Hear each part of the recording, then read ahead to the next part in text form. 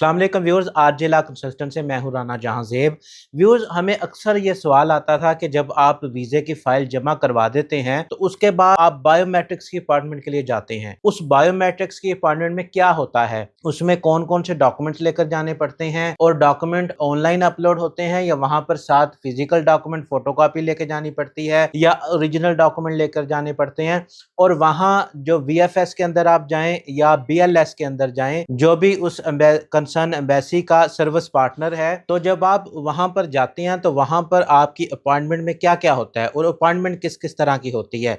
तो इसी के ऊपर बेस है आज की वीडियो शुरू करने से पहले हम आपको ये बताना चाहते हैं कि सबसे पहले तो आप मेक श्योर करें कि जितने आपके डॉक्यूमेंट्स हैं, ओरिजिनल डॉक्यूमेंट्स, आप ऑनलाइन उनका पोर्टल होता है, ये फ्री सर्विस होती है, वो अपलोड कर दिया करें। उसकी वजह यह है कि जब आप अपॉइंटमेंट पे जाते हैं तो वहां पर आप अगर डॉक्यूमेंट्स उनसे अपलोड करवाएंगे या किसी डॉक्यूमेंट की कॉपी करवाएंगे या कोई भी इस तरह की सर्विस लेंगे तो वहां पर आपको जो भी वो मुल्क है, अगर यूके है तो पाउंड में चार्ज कर रहे होंगे, अगर अमेरिका है या कोई और मुल्क है तो उसकी लोकल करेंसी में आपको बहुत ज्यादा पैसे चार्ज कर रहे होंगे। तो इस खर्चे से बचने के लिए आप मेक श्योर करें कि जो आपके डॉक्यूमेंट्स हैं वो पहले तो ऑनलाइन सारे अपलोड कर दें। उसके बाद जो जो डॉक्यूमेंट इस वीडियो में आपको बताए जाएं वो आप अपने साथ कॉपियां करवानी है या जो भी है वो साथ लेकर जाएं। तो इस वीडियो में आपको बताएंगे कि इस अपॉइंटमेंट पे क्या क्या होता है और ये कैसे डील की जाती है। तो आपको एक एप्लीकेंट की ही जुबानी सुनाते हैं कि जब एक एप्लीकेंट वहां पर जाता है तो उसके साथ क्या होता है और अपॉइंटमेंट किस किस तरह की होती है। असिस्टेड अपॉइंटमेंट होती है, स्टैंडर्ड अपॉइंटमेंट होती है और प्रीमियर अपॉइंटमेंट होती है। तो इन सारी अपॉइंटमेंट्स के बारे में और अंदर क्या क्या होता है ये शुरू करते हैं आज की वीडियो। अगर आपने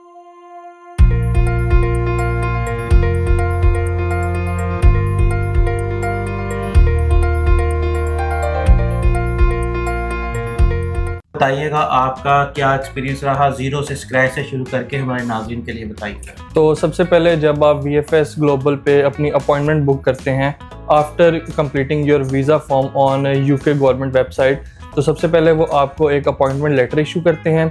उसके बाद अगर जो आपने डॉक्यूमेंट्स वहाँ पर अपलोड किए हैं तो आपको अपने साथ डॉक्यूमेंट्स कैरी करने की ज़रूरत नहीं है। आपको सिर्फ अपना ओरिजिनल पासपोर्ट चाहिए अलॉन्ग साइड विद जो आपकी वो अपॉइंटमेंट लेटर है वो चाहिए। अपॉइंटमेंट लेटर का आप प्रिंट करवा लेंगे तो ज़्यादा बेहतर है। तो सबसे पहले जब आप वीज़ा ऑफिस पहुंचते हैं, सबसे पहले गार्ड जो है वो आपका अपॉइंटमेंट लेटर चेक करता है कि आप सही टाइम पे आए हैं या नहीं। उसके बाद वो आपको अंदर जाने देता है। अंदर जाने के बाद सबसे पहले बिल्डिंग में एंटर होते ही आपको अपनी डिजिटल डिवाइसेस सबमिट करवानी पड़ती हैं। अगर आपके साथ कोई फ्रेंड हो, कोई फैमिली मेंबर हो, अलाउ है या नहीं? अलाउ नहीं है, उससे बाहर वेट करना पड़ता है। सिर्फ एप्लीकेंट अंदर जा सकते हैं जिसकी अपॉइंटमेंट हो। अपना ओरिजिनल पासपोर्ट और अपॉइंटमेंट लेटर। जी बिल्कुल, ये सिर्फ दो चीज़ें आपको बेसिकली रिक्वायर्ड है। और अंदर जाके सबसे पहले आप अपनी डिजिटल डिवाइसेस वहाँ पे सबमिट करवाते हैं और वो उनके अलॉन्ग आपको एक टोकन जनरेट करके दे देते हैं। वही टोकन जो है वो आप अंदर जाके वीज़ा ऑफिस में जब बैठते हैं वहाँ पे क्या कहते हैं टोकन्स चल रहे होते हैं और काफ़ी सारे स्टूडेंट्स होते हैं। बेसिकली मैंने जो है वो प्रीमियम लाउंज बुक किया था क्योंकि मुझे अपॉइंटमेंट फ्री वाली नहीं मिल रही थी। तो जब आप प्रीमियम लाउंज में जाते हैं उसमें और सिंपल लाउंज में ये फ़र्क है कि प्रीमियम लाउंज जो है वो थोड़ा सा प्रीमियम है और उसमें काफ़ी खाने पीने की चीज़ें फ्रीली अवेलेबल है और उसमें रश भी थोड़ा सा कम होता है।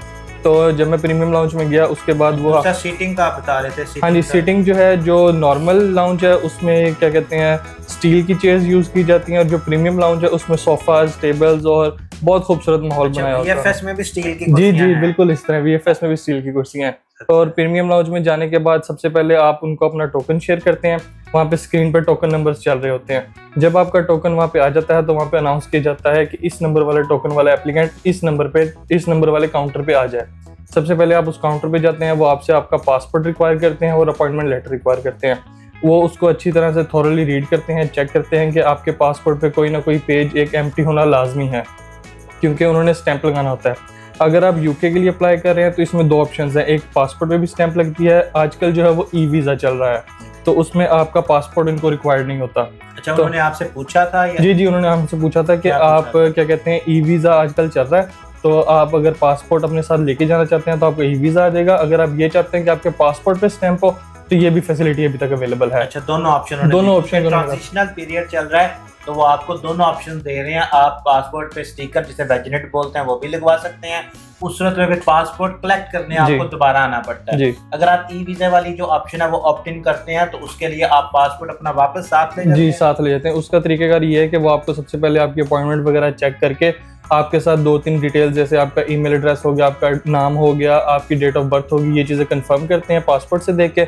उसके बाद वो आपको बता देते हैं कि आपने 7 और 6 नंबर रूम में आपने जाना है, जो वेरिफिकेशन रूम उन्होंने बनाए हुए हैं कि वहाँ पे जाके आपकी बायोमेट्रिक होगी। जी, उसके बाद फिर डिफरेंट रूम्स हैं जिसके अंदर बायोमेट्रिक वेरिफिकेशन होती हैं जिसमें तो वो आपको टोकन जनरेट करके एक नया टोकन देते हैं उन रूम्स का, वेरिफिकेशन रूम्स का। फिर आप वहाँ पे बैठ जाते हैं, आप वहाँ पे अपनी मील भी इंजॉय कर सकते हैं। वो आपको बहुत सारी बिस्किट्स, जूसेस, पानी, चाय, कॉफ़ी हर चीज़ सर्व करते हैं। तो उसके बाद वो सब आप वहाँ पे फ्रीली अवेलेबल हैं, आपको आप वहाँ पे खा पी सकते हैं, यानी फुल खा खाने जी जितना आपका टाइम। जी, एक तो प्रीमियम लाउंज में इतना टाइम भी नहीं लगता, ठीक है, दूसरा बंदे को और टेंशन होती है, लेकिन फिर भी आप रिलैक्स होकर वहाँ पे बैठ के चिल्ड रूम में खा पी सकते हैं। जो 7-7.5 मेरा ख्याल 29 पाउंड हमने 29 पाउंड पे किया, वो वर्थ है। जी बिल्कुल वर्थ है, क्योंकि खाने पीने के लिहाज से नहीं भी देखा जाए तो वो टाइम के हिसाब से बहुत वर्थ है, क्योंकि बाहर जो है बहुत ज्यादा एप्लीकेंट्स होते हैं।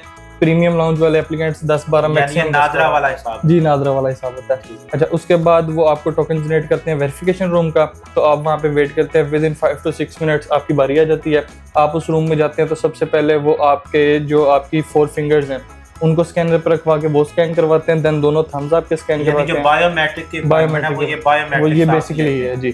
तो उसके बाद वो आपकी एक डिजिटल फोटो कैप्चर करते हैं और उसके बाद वो आपको कोई भी एक छोटा सा क्वेश्चन कर लेते हैं, जैसे कि आपकी हॉबी क्या है, आपका नाम क्या है, मतलब कोई भी पर्सनल क्वेश्चन। जी, बिजी रखने के लिए, कॉन्फिडेंस है। जी बिल्कुल, उस चीज को चेक करने के लिए जी, ताकि आप ज़्यादा नर्वस ना हो वहाँ पे। वो बायोमेट्रिक लेने के बाद वो अगर फॉर एग्जांपल मैंने अब उन्हें कहा था कि मैंने ई वीज़ा वाली ऑप्शन सिलेक्ट करनी है ना, तो उन्होंने कहा कि हम आपका पासपोर्ट अभी कलेक्ट कर रहे हैं, क्योंकि हमने पासपोर्ट जो है स्कैन करना होता है। तो उन्होंने कहा कि आप 1 से 1.5 घंटे के बाद आके अपना पासपोर्ट कलेक्ट कर सकते हैं, जिसके वो क्योंकि ये अर्जेंट कलेक्शन है तो उसके वो उन्होंने चार्ज किया 2800 समथिंग ना। अच्छा, हाँ, अगर आप वो कह रहे थे कि अगर आपने चार्ज पैसे नहीं पे करने हैं तो आप लाइक 2 to 3 डेज बाद आके अपना पासपोर्ट कलेक्ट कर सकते हैं। इसके अलावा एक और ऑप्शन थी TCS वाली, कुरियर वाली, कि आपको पासपोर्ट हम कुरियर कर देंगे, उसके चार्जेस सेपरेट थे, वो 8 से 9 हज़ार थे। तो मैंने कहा कि मैं थोड़े से पैसे पे करके 1-1.5 घंटा वेट करके पासपोर्ट यहीं से कलेक्ट कर लेता हूं। इसमें भी ऑप्शंस हैं कि अगर आप ई वीजा लेना चाह रहे हैं तो उसके लिए पासपोर्ट वो आपका रखेंगे भी स्कैन करने के लिए, स्कैन करने के लिए। और उन्होंने कहा कि आप 2800 PKR पे करके और 1 से 1.5 घंटे के लिए, अगर आप कहते हैं कि मैं इधर ही बैठा वेट कर रहा हूँ 2 घंटे में इधर बैठ जाता हूँ, मुझे दे दे, वो भी। हाँ जी बिल्कुल, मैंने इस तरह ही किया। मैंने इसी तरह किया, मैं उनके ऑफिस में उन्होंने 2800 जी, उन्होंने 2800। वो आपने पूछा नहीं कि किस चीज के? वो कह रहे थे कि आप अर्जेंट पासपोर्ट आज के दिन में ही ले रहे हैं और ऑफिस टाइमिंग्स के अंदर ही ले रहे हैं 5 बजे, क्योंकि उनका ऑफिस बंद हो जाता था। मेरी 2:30 की अपॉइंटमेंट थी, तो उनके पास सिर्फ 2.5 घंटे थे और उनके पास रश काफ़ी ज़्यादा था ना उस दिन में। सितंबर इनटेक में स्पेशली वीज़ा ऑफिस में बहुत ज़्यादा रश होता है, तो इसलिए उसको उन्होंने अर्जेंट करने के लिए थोड़े से चार्जेस लिए। तो 1-1.5 घंटा मैंने वहीं उसी प्रीमियम लाउंज में वेट किया, ठीक है। उसके बाद जाके मैंने अपना पासपोर्ट कलेक्ट कर लिया और उन्होंने कहा कि आपका ई वीज़ा जो है वो आपको ईमेल के थ्रू आएगा। ठीक है, ये तो थी सारी रोदात के उस अपॉइंटमेंट के दौरान क्या हुआ। तो वो जो एक चेक लिस्ट आप लेके गए थे उसको नहीं, उसको उन्होंने बिल्कुल चेक किया ना कुछ, सिर्फ आपको एक आपका अपॉइंटमेंट लेटर रिक्वायर्ड है और आपका ओरिजिनल पासपोर्ट रिक्वायर्ड है, बस। ठीक है, और जब आप अपॉइंटमेंट सेंटर से बाहर आ गए तो कोई ईमेल आपको आई? जी, मुझे ईमेल आई और मुझे इवन व्हाट्सएप पे VFS ग्लोबल की तरफ से मैसेज भी आया कि आपके जो पासपोर्ट है वो सबमिट हो गया है, आपके जो स्कैन पासपोर्ट और आपके जो डॉक्यूमेंट्स हैं वो आगे भेज दिए गए हैं, तो आपको विद इन 15 to 21 डेज आपको क्या कहते हैं वीज़ा रिसीव हो जाएगा। अच्छा, ये जब आप VFS सेंटर से बाहर निकले तो कितनी देर बाद आई? Within 1 to 2 minutes.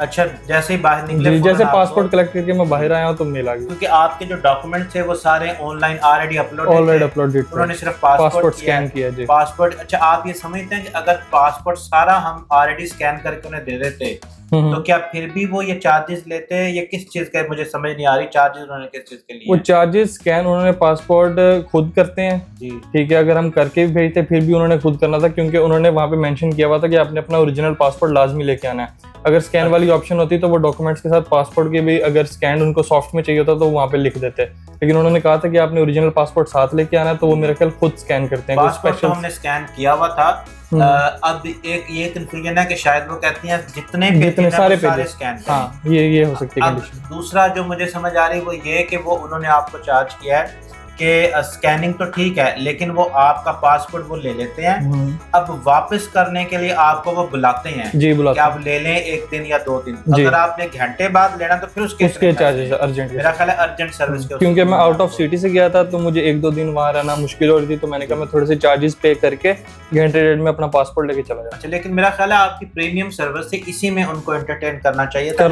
था। यानी हो जिस तरह वो कोरियर के भी एक्स्ट्रा चार्ज कर रहे हैं, तो ये मेरा ख्याल है सिर्फ अपॉइंटमेंट के उन्होंने चार्ज किया, प्रीमियम सर्विस का बाकी जो भी कुछ सर्विस लेंगे उसके एक्स्ट्रा चार्ज करेंगे। जी बिल्कुल। अब जैसे ही आप सर्विस सेंटर से बाहर निकले आपको व्हाट्सएप पे भी मैसेज आ गया, मेरे नंबर पे भी टेक्स्ट मैसेज आ गया, ईमेल भी आ गया और व्हाट्सएप पे भी मैसेज, आपका ये जो GWF नंबर है सबमिट वगैरह हो गया, पासपोर्ट सारे डॉक्यूमेंट जो है वो UKVI को सबमिट हो गए हैं। जी बिल्कुल। और ये भी लिखा कितने दिनों में जवाब आएगा? नहीं, ये वीजा ऑफिसर से मैंने पूछा था, उन्होंने मैसेज पे नहीं लिखा, उन्होंने मैंने पूछा था तो वो कहते हैं 15 to 21 डेज का इनका टाइम पीरियड होता है। सितंबर इनटेक क्योंकि बहुत ज्यादा ट्रैफिक होती है, बहुत रश होता है, तो उसका लेट हो सकता है, अदरवाइज 3 to 4 डेज में आपका वीजा आ जाता है। अच्छा, वैसे इनका जो स्टैंडर्ड टाइम है वो 3 वीक्स का है। अगर आप स्टूडेंट वीजा अप्लाई करते हैं यूके के बाहर से तो ये 3 वीक्स का टाइम बताते हैं अपनी ऑफिशियल वेबसाइट पे UKVI की कि हम आपको जो है वो रिस्पॉन्स कर देते हैं। अब ये है कि कुछ स्टूडेंट्स के इंटरव्यूज भी आ रहे हैं, ज़्यादातर उनके आ रहे हैं जिनकी यूनिवर्सिटीज़ जो हैं वो बड़ी फ्लेक्सिबल रही हैं, और कुछ यूनिवर्सिटीज़ जिन्होंने MOE एक्सेप्ट किए हैं, शॉर्ट कोर्सेज वाली यूनिवर्सिटीज़, कुछ यूनिवर्सिटीज़ जिन्होंने IELTS या PTE नहीं किया हुआ था उनके भी इंटरव्यूज आ रहे हैं। तो ये था सारा प्रोसेस कि जब आप बायोमेट्रिक अपॉइंटमेंट जिसे हम बोलते हैं उसके लिए जाते हैं तो आपके साथ वहाँ पे क्या क्या होता है, कौन कौन से डॉक्यूमेंट्स आपको रिक्वायर होते हैं, और वहाँ पे जाने के बाद यानी आपको क्या क्या करना पड़ता है। तो इसके मुतालिक अगर आपका कोई क्वेश्चन हो तो कमेंट्स में हमसे ज़रूर पूछिएगा, और आगे अगले प्रोसेस के मुतालिक अगर आपका क्वेश्चन है तो हम हमेशा हाजिर हैं। यूट्यूब पे RJ लॉ कंसल्टेंट पे हम ये वीडियो अपलोड करेंगे, वहाँ पे किसी भी किस्म की क्यूरी या क्वेश्चन के लिए आप हमें ज़रूर वहाँ पे कमेंट कर सकते हैं। आपका बहुत शुक्रिया, thank you very much information बताने का। इंशाल्लाह हम ये चीज़ें आगे शेयर करते रहेंगे। Thank you very much. Okay.